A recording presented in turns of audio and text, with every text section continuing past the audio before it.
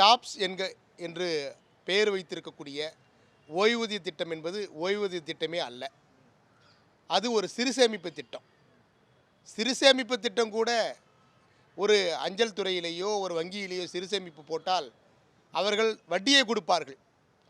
அது போன்ற வட்டியை கூட கொடுக்காமல் இவர்கள் எப்படி அரசு ஊழியர்களிடம் இருந்து சுரண்ட முடியும் என்று ஒரு விஞ்ஞானபூர்வமான ஒரு கணக்கீடை செய்து 8 லட்சம் பேருடைய வயிற்றிலே அடிக்கப்பட்டிருக்கிறது. இது ஓய்வூதிய திட்டமே அல்ல. ஓய்வூதிய திட்டம் என்பது அரசு பணியாளரிடையே இருந்து ₹1 கூட வாங்காமல் கொடுப்பது தான் ஓய்வூதியம். 2003க்கு முன்பு 2 லட்சம் பேர் அப்படிதான் வாங்கி கொண்டிருக்கிறார்கள். தமிழகத்தில் ஏற்கனவே அது ஒவ்வொரு ஆண்டும் 10,000 கோடி தமிழக அரசு ஒதுக்கீடு செய்து பழைய ஓய்வூதிய திட்டத்தை அமுல்படுத்தி கொண்டிருக்கிறது. 2003 இருந்து 22 வருடமாக பழைய ஓய்வூதிய திட்டத்தை கேட்டுத்தான் நாங்கள் போராடி கொண்டிருக்கிறோம்.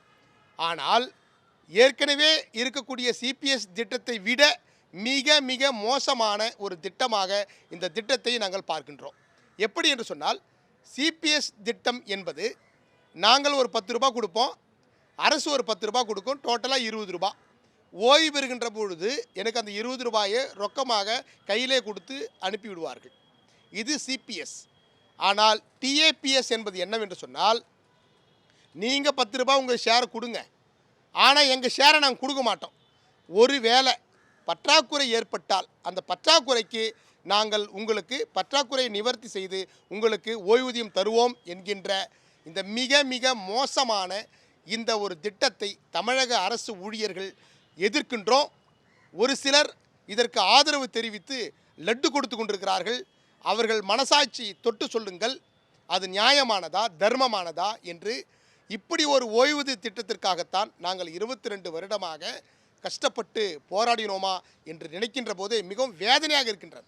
தமிழகம் பொருளாதார வளர்ச்சியில் 16% என்று மார்தட்டி கொள்ளக்கூடிய இதே தமிழகத்தில், கல்வித்துறைக்கென்று 46,000 கோடி ஒதுக்கக்கூடிய இந்த தமிழகத்தில் அரசு ஊழியர்கள் ஓய்வூதியம் எப்பொழுது கேட்கிறார்களோ அப்பொழுது தான் காசு இல்லை என்று தமிழக முதல்வர் அவர்கள் அறிவிக்கின்றார். அது எப்படி? எல்லா திட்டங்களுக்கும் உங்களிடையே நிதி இருக்கிறது.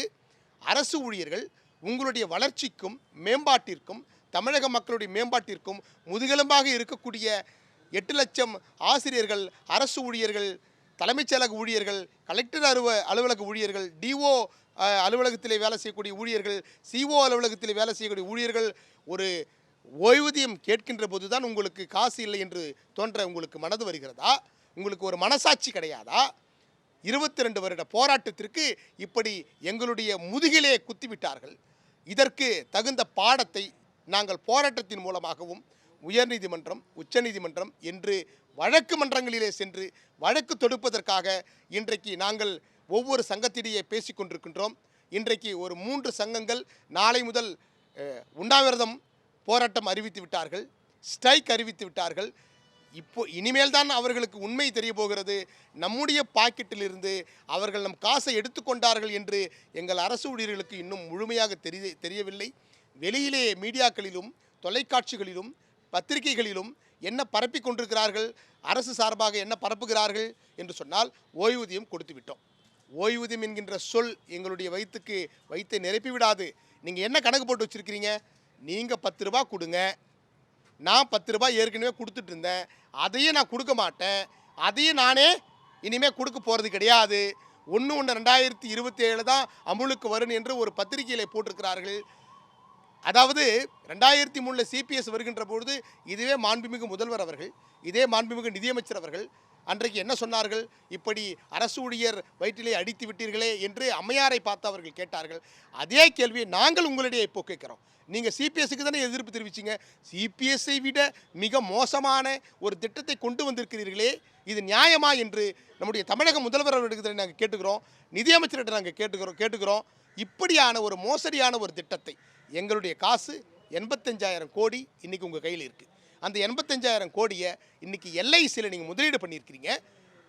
அப்போ இத்தனை ஆண்டு காலம் 85,000 கோடி அதுக்கு இன்ட்ரெஸ்ட் என்னாச்சு?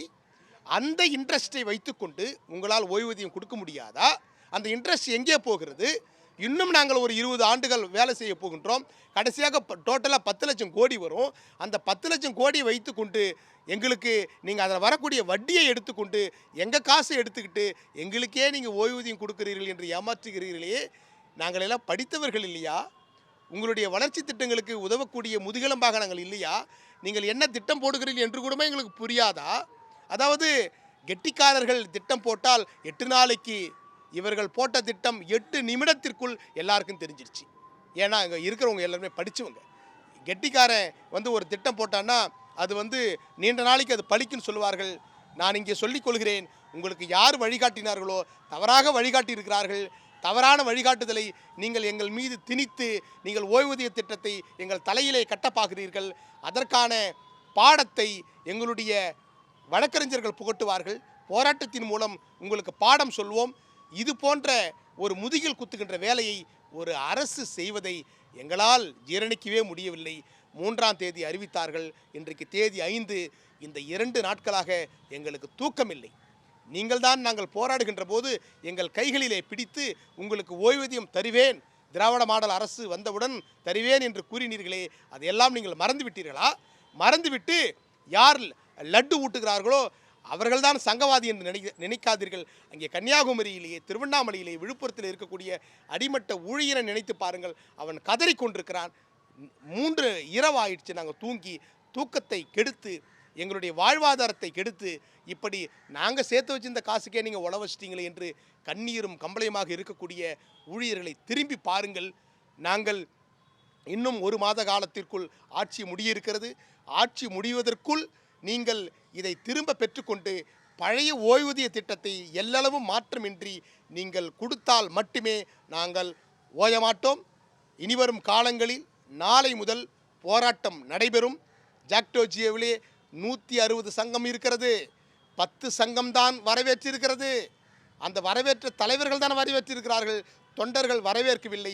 இன்னும் 150 சங்கங்கள் இருக்கிறது. என்னை போன்று 150 சங்க தலைவர்கள் கொதித்து கொண்டிருக்கிறார்கள். அவர்கள் போராடுவார்கள், நாங்கள் போராடுவோம். உச்சநீதிமன்றம், உயர்நீதிமன்றத்தை நாடுவோம். கண்டிப்பாக பழைய ஓய்வூதிய திட்டத்தை நீங்கள் கொண்டு வந்தால் மட்டும்தான் ஏற்றுக்கொள்வோம். அதில் மாற்றம் கொண்டு வந்து எந்த திட்டத்தையும் நாங்கள் ஏற்றுக்கொள்ள தயாராக இல்லை. தயவு செய்து இன்னும் 1 மாத காலம் உங்களுக்கு ஆட்சி முடிவதற்குள் நீங்கள் மாற்றி பழைய ஓய்வூதிய திட்டத்தை நீங்கள் அமல்படுத்தினால் உங்களுக்கு நன்றியுடையவராக இருப்போம். இந்த வார்த்தையை நீங்கள் கூறினீர்கள், 5 ஆண்டு காலமாக கூறினீர்கள், உங்களுடைய தேர்தல் அறிக்கையிலே கூறியிருக்கிறீர்கள். எனவே அதை மறக்காமல் நீங்கள் செய்யுங்கள். நன்றி, வணக்கம்.